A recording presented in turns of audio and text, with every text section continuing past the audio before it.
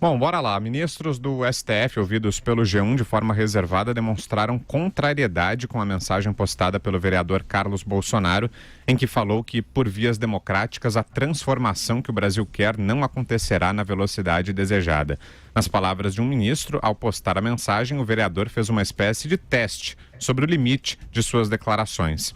Esse ministro chegou a lembrar que o STF deu um duro recado ao governo no fim do recesso do Judiciário, quando considerou inconstitucional a reedição de medida provisória que insistia em transferir da FUNAI para o Ministério da Agricultura a demarcação de terras indígenas. Ontem, ministros do STF faziam questão de lembrar a afirmação do decano da Corte, o ministro Celso de Mello, que em seu voto alertou para o que chamou de indisfarçável resíduo de autoritarismo por parte do presidente Jair Bolsonaro. Diga, Constantino.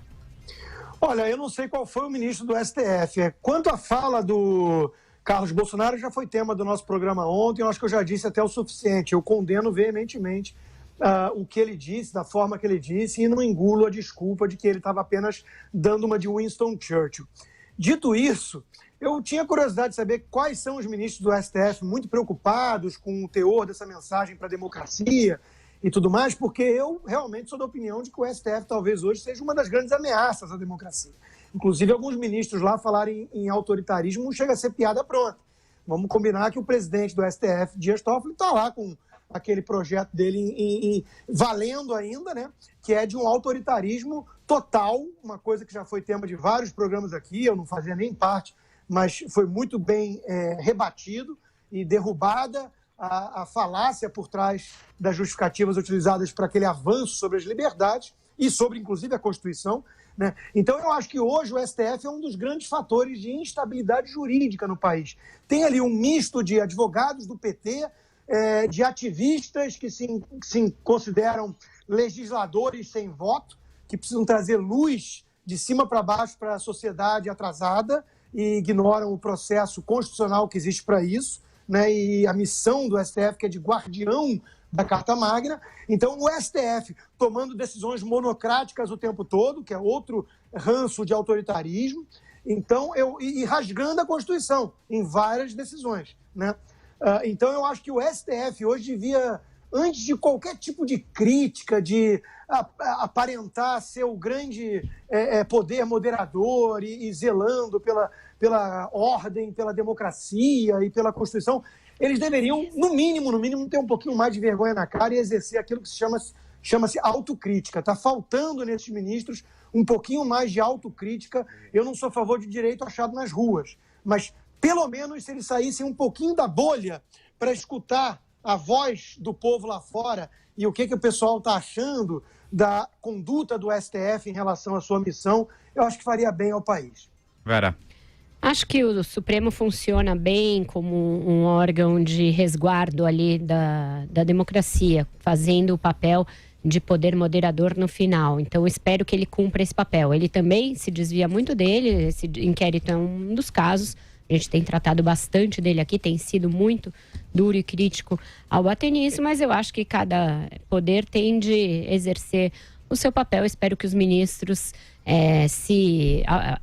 entendam o seu neste momento e se assenhorem dele. Em relação ao vereador Carlos Bolsonaro, concordo com o Rodrigo, a gente já falou bastante, ele se licenciou do cargo ontem sem uma justificativa, né? E hoje a gente ficou sabendo que o Ministério Público do Rio abriu 2 procedimentos para investigá-lo. Vai apurar se ele exigia parte do pagamento de assessores em troca do cargo ali, a famosa rachadinha. Ele não foi o único vereador que teve procedimentos do tipo abertos, e aí a gente pode começar a entender a razão da licença. Vamos ver aonde isso vai levar.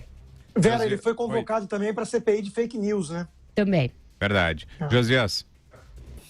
A essa altura, bem mais relevante do que analisar o barulho que se formou em torno da declaração golpista do Carlos Bolsonaro, é observar o silêncio do presidente da República.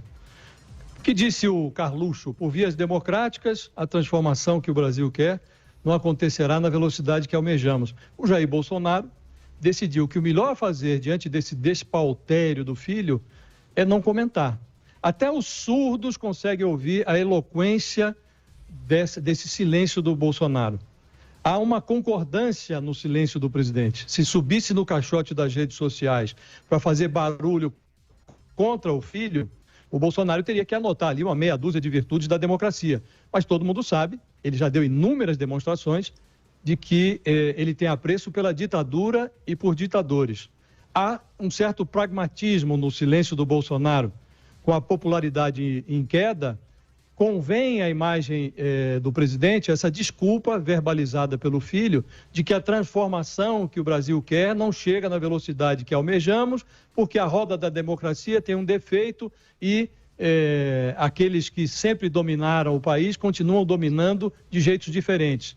O que falta ao Bolsonaro é perceber que há também no seu silêncio uma dose de estupidez. Ninguém imaginaria que eleito o Bolsonaro abandonaria do dia para a noite o seu hábito de virar a mesa para sentar-se em torno da mesa.